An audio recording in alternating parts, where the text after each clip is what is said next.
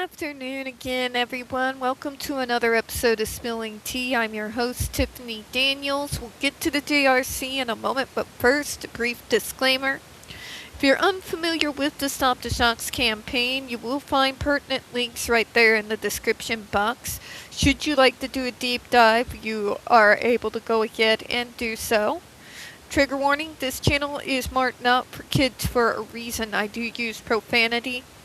And when we speak about places like the Judge Rotenberg Educational Center, you're going to hear vivid descriptions of and catch clips of surveillance footage of people with mental health issues and disabled people being tortured and abused. So if you have children that watch the channel that are 16 and younger, parental supervision is very much advised, alright? Alright, folks, so where we left off, let's see what Betsy has to say here, shall we? Alright, so Betsy says here, families with autistic children need additional support to navigate a complex system of service providers that require time and money. No, Betsy, go off. Go off. Because yes, parents coming into the service system have no idea what it is that they're doing. Absolutely none. And the resources that they are granted usually come from the doctor's office. They don't know that there's other types of treatment programs out there. They don't really have anybody to help them walk through it. A lot of us advocacy specialists, that would be what we did. You know, we would go ahead and walk them on through. We would sit in during intake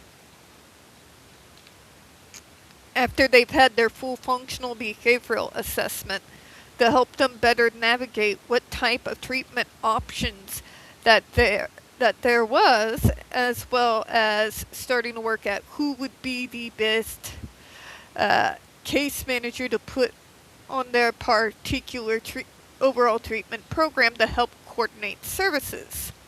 So, hard agree, we need something more direct, somebody who could really help these parents be walked through the system so they can see what is and is not available 110%.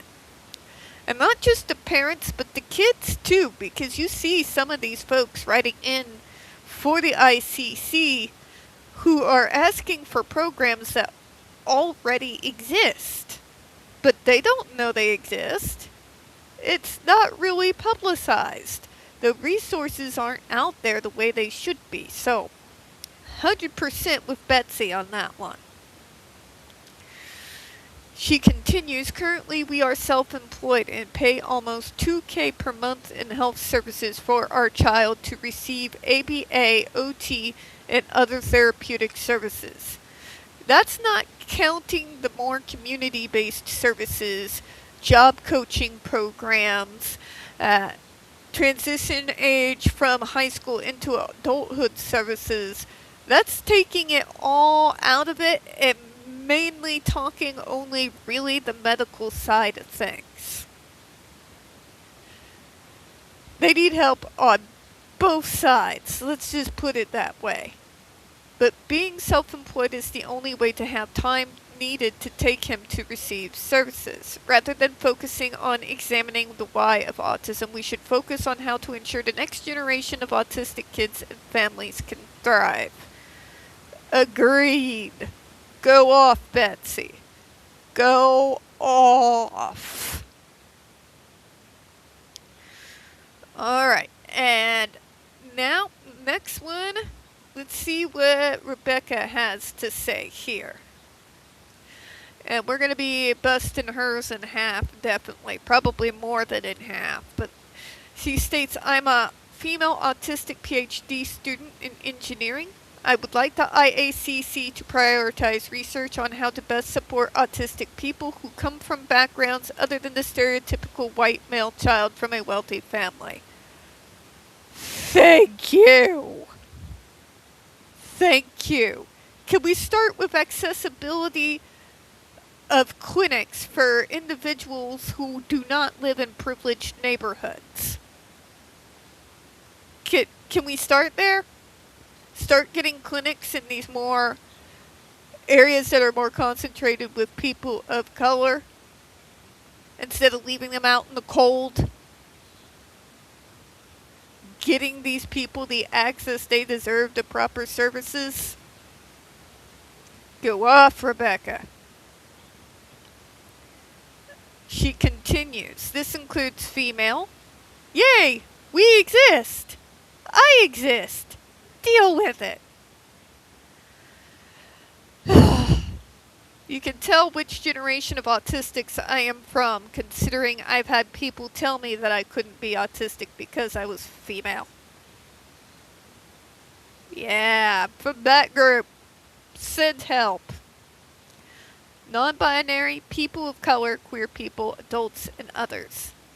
These people need to be included in autism research, diagnosis, and support programs with significant emphasis.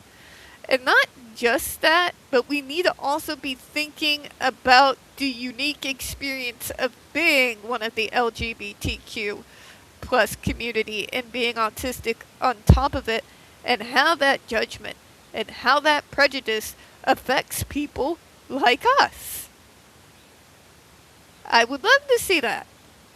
I would love to see more acceptance within the medical model itself instead of trying to say, well, see, they're crazy. They don't know what's good for them. Just putting it out there. That's all.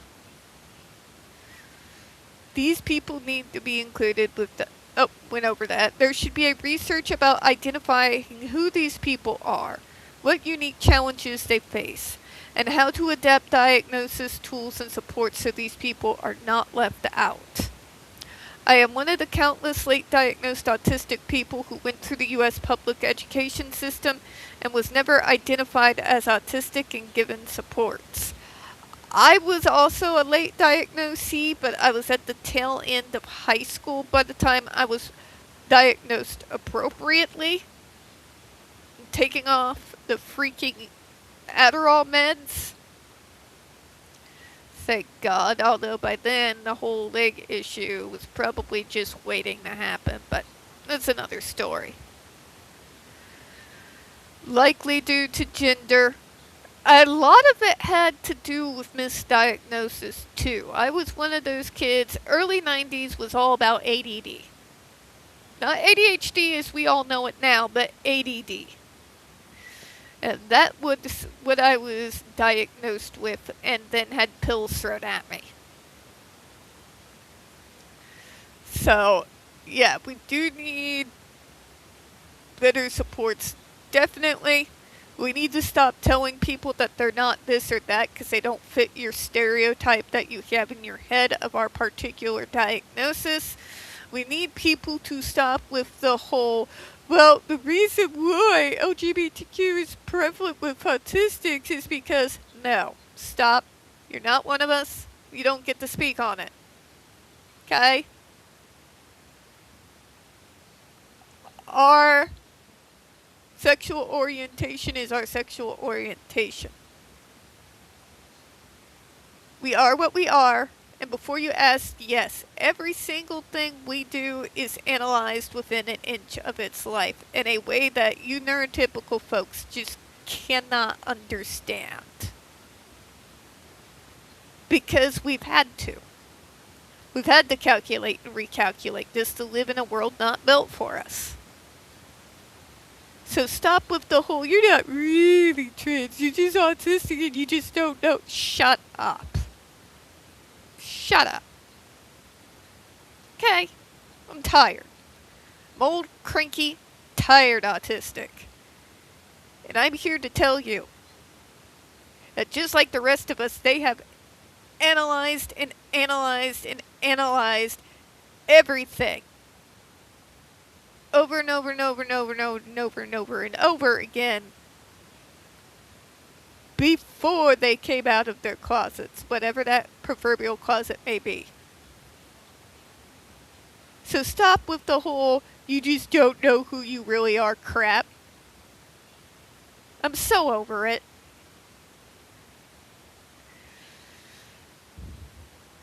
Let me go ahead and continue here. Tell us how you really feel, Tiff. Sit down, it's gonna be a while.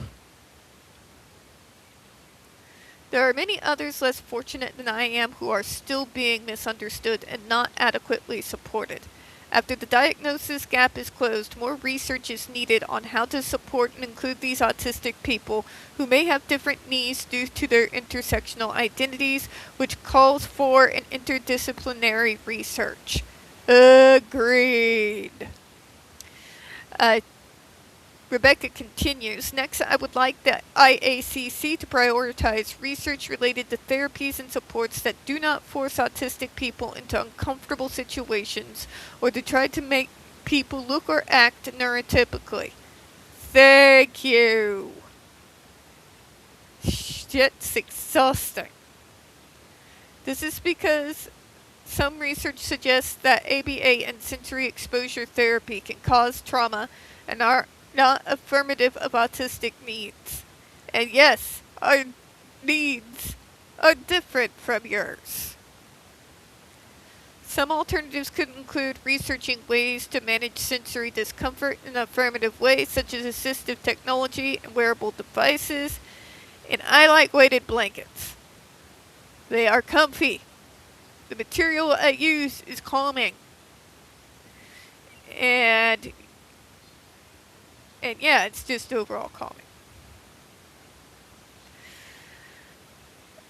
She continues on, next I would like the IACC to prioritize research on how to make the public system more accessible for autistic people, including healthcare and services access, creating building standards for sensory-friendly spaces, and how best to address the needs of autistic people who are homeless, jobless, or in prisons. I would like the IACC to decrease its support of research related to cure and causation. I don't want them to cease entirely. I want them to start better distributing the funds to programs that are on freaking life support.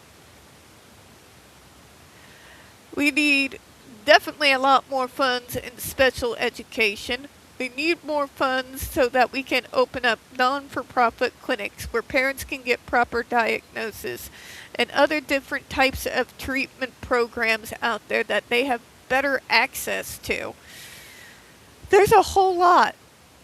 And we'll continue to go over it, but for right now, we're going to go ahead and close out. We don't get very many views on this channel, and the few we do tend to get removed from time to time. So folks, you all know the drill. Please don't forget to hit the like button, hit subscribe. Don't forget to hit the comments, and make sure you still are set up for notifications so you don't miss any episodes of the Down the Rabbit Hole series or the Snake Oil Salesman series.